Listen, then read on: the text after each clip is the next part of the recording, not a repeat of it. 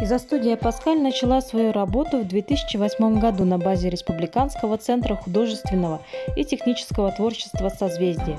Основной возраст юных художников – 5-12 лет. Наша студия ведет активную выставочную деятельность. Площадками для наших работ становилась школа номер 43, Республиканский театр кукол «Ульгер», вагоны управления трамваем, а также Государственная дума Российской Федерации.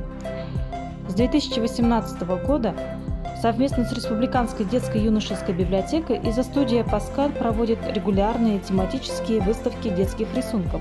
Это любимые сказки Александра Сергеевича Пушкина, посвященные дню рождения писателя, «Созвездие талантов», проведенное в рамках культурной программы «Ночь искусства», «Защищая Отечество», посвященная победе в Великой Отечественной войне, а также онлайн-выставка в программе «Библионочь», посвященная 75-летию Великой Победы.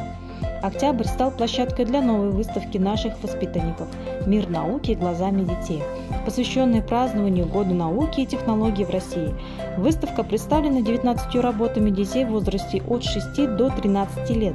Сюжетами работ стали IT-технологии, генная инженерия, биология, химия, география, инженерия, а также великие ученые. В течение года рисунки принимали участие в различных конкурсах детского творчества. Работа Лыгденова и Инжимы «В поисках миров» стала призером всероссийского конкурса детского творчества «Мир науки глазами детей», проходящий в рамках большого фестиваля «Наука 0+.» Надеемся, что творчество наших детей будет интересно читателям Республиканской детско-юношеской библиотеки.